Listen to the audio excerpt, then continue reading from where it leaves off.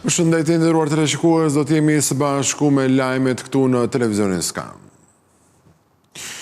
Pagat në administratën publike vendore dhe qendrore do të indeksohen çdo vit në bazë të inflacionit, ndërsa për mjekët dhe punonjësit e policisë për herë të parë do të aplikohet skema rritjes në bazë të vjetërsisë në punë. Pagat e punonjësve në sektorin publik në nivel qendror dhe vendor do të indeksohen çdo vit në bazë të inflacionit. Kryeministri Edi Rama njoftoi se kjo është një politikë e re pagash që kombinohet edhe me rritjen e përgjithshme si rezultat i rritjes së pagës minimale për të gjithë. Sipas tij, rritja nga janari 2026 për mësuesit është 3.000 lekë në muaj, ndërsa për kategoritë të tjera shkon deri në 10.000 lekë. 10.600 punonjës shërbimi, sanitare, shofer, teknik, protokollist, arkivist, magazinier, do të përfitojnë nga rritja e pagës minimale me 10.000 lekë të reja në muaj. Për specialistët e administratës publike, rritja do të jetë 5.000 lekë të reja. Mësuesit do të përfitojnë pagë 3.000 lekë të reja më shumë në muaj. Ndërkohë për herë të parë në sektorin e shëndetësisë përveç indeksimit vjetor, do të fillojë dhe llogaritja e vjetërsisë në punë. Si mesatare për mjekët e përgjithshëm nga 131.700 lekë në 143.500 lekë të reja në muaj, për mjekët në spitale nga 174.000 lekë në 186.000 lekë të reja në muaj, për infermierët nga 87.000 lekë në 92.500 lekë në muaj. Po ashtu edhe për punonjësit e policisë së shtetit përveç indeksimit, do të ketë rritje për vjetërsinë në punë, e cila për gradat më të ulta përkthehet në një rritje mesatare me 5.000 lekë në muaj. E thënë ndryshe, për një punonjës me vjetërsi mesatare 15 vjet, sipas gradave, pagat rriten si më poshtë. Për inspektorët e thjesht, nga 80.500 lekë të reja në 84.500 lekë të reja, plus shtesa për kushtet e punës dhe ushqimit, që e çon pagën mesatarisht në 100.000 lekë të reja. Për nënkomisarët, paga do të rritet nga 95.500 në 101.000 lekë të reja, e cila me shtesën për kushtet e punës dhe po ashtu për ushqimin shkon në 116.000 lekë të reja. Për komisarët nga 105.000 në 110.600 dhe me shtesën për kushtet e punës plus për ushqimin shkon në 125.600 lekë të reja. Dhe për drejtuesit e thjesht, nga 130.500 paga do të shkojnë 141.450 lekë të reja, që me shtesën dhe me ushqimin bëhet mesatarisht 156.450 lekë të reja. Sipas kryeministrit për këtë politikë, shtohen gati 100 milion euro që në vitin e parë të këtij mandati qeverisës. Paketa e paqes fiskale do të nisë të zbatohet nga 1 janar i vitit 2026, detyrimet tatimore mbi 10 vjeçare do të falen plotësisht, ndërsa për ato të krijuara nga 2015 dhe në vijim do të përdoret një skem tjetër. Nga 1 janari 2026, të gjitha detyrimet tatimore, direkte apo indirekte të papaguara që i përkasin periudhave tatimore deri më 31 dhjetor 2014 do të fshihen plotësisht. Projekt ligji që i hap rrugë paqes fiskale përjashton ndër këto detyrime kontributet e sigurimeve shoqërore dhe shëndetësore. Po ashtu referuar draftit, do të shuhen dënimet administrative, pra gjobat dhe kamatvonesat për sigurimet shoqërore dhe shëndetësore që i përkasin periudhave tatimore deri më 31 dhjetor 2014, që rezultojnë të regjistruara në llogarinë e tatimbaguesit, përfshirë të vetpunësuarit në bujqësi, por pa përfshirë kontributin. Por në rastin kur është paguar principali dhe tatimbaguesi ka detyrime të papaguara, vetëm gjoba dhe kamatvonesa në llogarinë e tij, falen gjobat dhe kamatvоnesat. Sa i takon detyrimeve tatimore me përjashtim të kontributeve të sigurimeve shoqërore dhe shëndetësore, që i përkasin periudhave nga 1 janari 2015 deri më 31 dhjetor 2019, do të aplikohet një skem tjetër. Kështu do të shuhet 50% e detyrimit tatimor nëse pjesa e mbetur, 50% e tatimit taksës tarifës, paguhet e gjitha njëherësh brenda datës 30/6/2026. Shuhet 25% e detyrimit tatimor, nëse pjesa e mbetur 75% e tatimit taksës apo tarifës paguhet me koste bujore të barabarta brenda datës 31/12/2026. Në të dy rastet e mësipërme, gjoba dhe kamatvonesat për periudhat përkatëse fshihen plotësisht. Në rastin kur është paguar principali dhe tatim paguesi ka detyrime të papaguara vetëm gjoba dhe kamatvonesa në llogarinë e tij, falen gjobat dhe kamatvоnesat. Nga ana tjetër, gjobat dhe kamatvоnesat për detyrimet që i përkasin periudhave tatimore nga 1 janari 2020 deri në 31 dhjetor 2024 do të shuhen me kusht që tatimi, taksa apo tarifa për periudhën përkatëse të paguhet brenda datës 31/12/2026. Referuar projekt ligjit shuhen gjobat dhe kamatvоnesat për sigurimet shoqërore shëndetësore që i përkasin periudhave tatimore nga 1 janari 2015 deri me 31 dhjetor 2024, që rezultojnë të regjistruara në llogarinë e tatim paguesit, përfshirë të vetë punësuarit në bujqësi, me kushtin që të paguhet 100% kontributi brenda datës 31/12/2026. Janë gjithashtu objekti fshirja sipas këtij ligji detyrimet e tjera tatimore pavarësisht periudhës tatimore të cilët i përkasin, si tatimet, taksat, tarifat, kamatvоnesat dhe dënimet administrative për tatim paguesit persona fizik ose juridik, që rezultojnë të çregjistruar në QKB ose me vendim gjykate, apo që janë të çregjistruar në administratën tatimore deri më datën 31/12/2024. Gjobat tatimore të llogaritura automatikisht nga sistemi për mos deklarim në afat përfshirë dhe dënimet që lidhen me afatin e deklarimit të punësuarve. Gjobat për mos deklarim në afat për deklarata të padorëzuara që ju përkasin periudhave deri më 31/12/2024, me kusht që çdo deklaratë e padorëzuar të dorëzohet deri në datën 30/6/2026.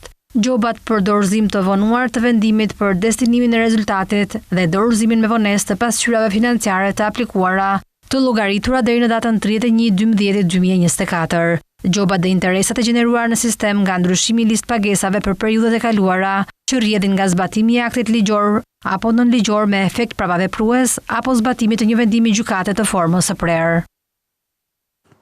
Guvernatori i Bankës së Shqipërisë, Gent Seko, deklaroi se të dhënat makro tregojnë për një ecuri pozitive të rritjes ekonomike të vendit tonë, ndërkohë që guvernatori e vuri theksin edhe tek pasiguritë e shumta që ekzistojnë.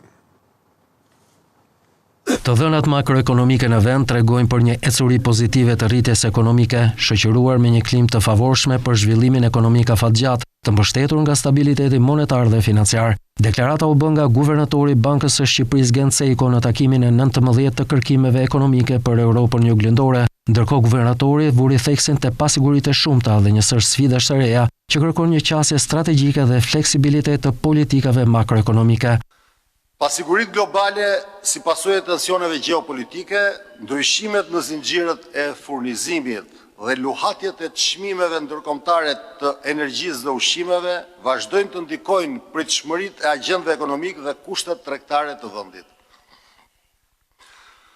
Njëkohësisht, tranzicioni drejt një ekonomie më të gjelbër dhe digjitale kërkon investime të mëdha publike dhe private, rritje të produktivitetit dhe përshtatje të strukturës së prodhimit. Nga ana tjetër, ndryshimet demografike, si plakja e popullsisë dhe emigracioni vazhdueshëm i forcës së punës, po kufizojnë ofertën e burrimeve njerëzore, duke ndërlikuar në potencialin afatgjatë të rritjes ekonomike. Në këtë mjedisëri gati të paparashikueshëm, rritja ekonomike e qëndrueshme dhe ruajtja e stabilitetit makroekonomik është një sfidë më vete, e cila kërkon politika të kujdesshme monetare dhe fiskale, rritje të efikasitetit të tregjeve financiare dhe zhvillim të mëtejshëm të tyre. Në këtë kontekst nevojiten reforma të rëndësishme transformuese për të rritur produktivitetin përmes inovacionit, investimeve, përmirësimit të klimës biznesit, rritjes së konkurrencës, ngritjes së strukturave më të mira digjitale dhe përfshirjes më të gjerë financiare ekonomike. Sipas guvernatorit, roli i Bankës së Shqipërisë është dhe do të mbetet thelbësor në këtë rrugëtim për garantimin e stabilitetit makroekonomik dhe financiar. Sipas të dhënave mbi peshën e qarqeve në prodhimin e brendshëm bruto të vendit të vihet re një përqendrim i lartë ekonomik në kryeqytet, ndërkohë që Tirana përfaqëson rreth 44% të ekonomisë tonë kombëtare. Shqipëria vijon të rritet ekonomikisht, por jo në mënyrë të barabartë, ndërsa kryeqyteti përjeton një bum ekonomik dhe mban gjysmën e rritjes së përgjithshme të vendit. Disa qarqe të tjera po lëvizin me ritme shumë të ngadalta, duke thelluar ndarjen mes Shqipërisë së zhvilluar dhe asaj që mbetet pas. Në vitin 2023 ekonomia shqiptare u rrit me 4.02% në terma real, ndërsa prodhimi i brendshëm bruto kombëtar me çmime korrente arriti në 2.36 trilion lekë. Këtë rritje mbajti kryesisht qarku i Tiranës me një kontribut prej 2.06 %, që përbën gati gjysmën e gjithë rritjes së vendit. Pastaj rënditet Fieri dhe Durrësi që tregojnë rëndësinë e aksit qendror dhe perëndimor për ekonominë shqiptare. Në krahun tjetër, Kuksi, Dibra dhe Gjirokastra dhanë kontributet më të ulta duke reflektuar mungesën e investimeve dhe aktivitetit ekonomik në këtë zona. Sipas të dhënave mbi peshën e qarqeve në prodhimin e brendshëm bruto vëret një përqendrim i lartë ekonomik në Tiranë, i cili përfaqëson rreth 43.86% të PBB-s kombëtare, një tregues i qartë i rolit dominues të kryeqytetit në ekonominë e vendit. Pas Tiranës rënditet qarku i Fierit me 10.57% të peshës dhe Durrësi me 10.32%, të cilat përbëjnë qendra të rëndësishme industriale dhe tregtare. Elbasani me 6.2% dhe Vlora me 6.07% kontribuojnë gjithashtu ndjeshëm duke reflektuar një pranit konsiderueshme ekonomike në rajonet qendrore dhe bregdetare. Qarku Shkodër me 5.04% dhe Korçë me 4.85% kanë një peshë më të moderuar, ndërsa Berati, Lesha, Dibra, Gjirokastra dhe Kuksi mbeten më të dobta ekonomikisht me kontribute që variojnë nga 1.44% dhe 3.59%. Kjo shpërndarje dëshmon për një pabarazi të dukshme rajonale në zhvillimin ekonomik të Shqipërisë me përqendrim të lartë të aktivitetit ekonomik në qendrat urbane dhe bregdetare, krahasuar me vitin 2022, vjet e re një zgjerimi peshës së Tiranës, Vlorës, Fierit dhe Dibrës. Zëvendës kryeministrja Belinda Balluku teksa inspektori në stacionin elektrik Tirana 2 foli dhe për investime në rrjetin energjetik të Shqipërisë. Ajo tha se humbjet kanë rënë, ndërsa theksoi se tashmë nevojitet forcimi lidhjeve energjetike me rajonin. Zëvendës kryeministrja, një herësh ministre e infrastrukturës dhe energjisë Belinda Balluku, ishte këtë të njëjtën në nën stacionin Tirana 2, ku është investuar për rritjen e kapaciteteve transmetuese, të cilat garantojnë përmirësim të furnizimit me energji për rajonin e Durrësit dhe të gjithë zonën jug-perëndimore. Në fjalën e saj, Balluku tha se humbjet e energjisë në rrjet kanë pësuar rënje. Ne kemi informuar publikun për sa i përket humbjeve teknike të OSHE-s, duke qenë se OSHE-ja është, le të themi, furnizuesi dhe duke qenë shpërndarësi, njerëzit padyshim e kanë shumë më të lartë interesin për OSHE-n dhe gjithmonë operatori i transmetimit është si diçka më e largët për ta. Por operatori i transmetimit është shtylla kurrizore e rrjetit ton energjetik. Që në vitin 2013, kur qeveria Rama mori punët për të drejtuar, humbjet në sistemin e shpërndarjes ishin 45%. Sot ne kemi arritur në 17%, është bërë një punë kolosale dhe 17% është një mesatare për gjithë Republikën. Pa harruar se kemi vende, për shembull siç është rasti i kombinatit, ku kemi 4% humbje, që janë nivelet europiane. Duhet thënë që volumet e transmetimit të energjisë elektrike janë rritur ndjeshëm 5 vjeçarin e fundit në të gjithë rajonin. Ne këtë e shikojmë sidomos gjatë periudhës të verës, duke qenë që tashmë edhe vetë Shqipëria është një vend ku numri i vizitorëve i shtohet numrit të banorëve duke e rritur me disa fisha të, pra edhe kërkesën për energji, dhe gjithë transmetimi që ndodh nga Greqia në drejtim të Shqipërisë apo Anasilltas apo edhe linja e Malit të Zi që përdoret edhe për eksportet në Itali janë gjithmonë të ngarkuara. Kjo është dhe arsyeja pse Republika e Shqipërisë prej kohësh përmes operatorit transmetimit dhe Ministrisë Infrastrukturës dhe të Energjisë është ulur në tryezën e negociatave me qeverinë italiane, me Ministrinë e Energjisë italiane, por edhe me kompaninë, pra me operatorin e transmetimit italian që quhet Terna, për të diskutuar edhe me i partner të tretë, faktikisht janë Emiratet e Bashkuara, për të diskutuar për ndërtimin e linjës nënujore direkt që do të lidhë Shqipërinë me brigjet italiane. Ndërkaq, pas përfundimit të këtij nën stacioni, do të ketë edhe 3 linja të tjera për furnizimin e 3 zonave periferike të Tiranës. Në panelet e edicionit të 31 të panairit Click Expo Group, ku televizioni Skan është partner mediatik, një vend të rëndësishëm zone dhe investimet në sektorin elektroenergjetik shqiptar, ku të pranishmit theksuan se këto investime synojnë uljen e humbjeve në rrjetin e shpërndarjes. Investimet në sektorin elektroenergjetik synojnë uljen e humbjeve në rrjet, përfshirjen e teknologjive inovative, si dhe integrimin e kapaciteteve të reja gjeneruese në rrjetin elektrik. Detajet u bën me dije gjatë diskutimeve në panelin mbi tranzicionin energjetik të Shqipërisë në edicionin e 31 të panairit ndërkombëtar të Tiranës, ku u ndan disa nga projektet ku po punohet aktualisht. Së pari kemi në stacionin e parë nën toksor të qendrës. Tirana ka nevojë tashmë për një stacion të ri. Ju e keni parë bumin e ndërtimeve në Tiranë. Ka një vlerë rreth 22 milion euro. Jemi në fazën tashmë përmbyllëse të garës dhe unë mendoj që në brenda vitit 2026 ne duhet të kemi fillimin e ndërtimit. Ne kemi një projekt shumë të rëndësishëm për sa i përket macave inteligjent. Vendosja e macave inteligjent e bën klientin më proaktiv dhe e bën më të shikueshëm që mund të ketë mundësi të komandojë dhe të shikojë gjithë konsumin e tij dhe ku ai po ka, le të themi, konsumim më të lartë. Pastaj ne kemi disa projekte tjera shumë të rëndësishme që lidhen me, le të themi, digitalizimin, siç është zhvillimi i një skada të re. Kontratat janë të lidhura dhe po vijohet me implementimin.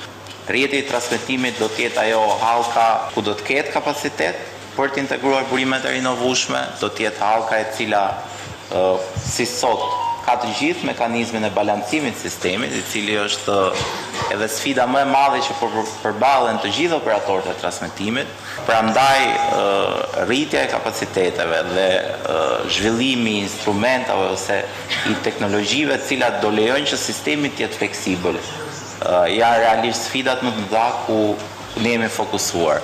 Përveç investimeve, një fokus i veçantë në diskutim ju kushtua dimensionit shkencor dhe teknologjik. Gjatë panelit, drejtoresha për Shqipërinë e kompanisë Voltalia ndau eksperiencën për zhvillimin e parqeve fotovoltaike në Karavasta dhe Spital, ndërkohë që drejtori i Agjencisë së Eficiencës së Energjisë Ani Hasa bëri me dije se janë një sër projektesh për rinovimin e godinave publike e private që pritet të ndërmeren.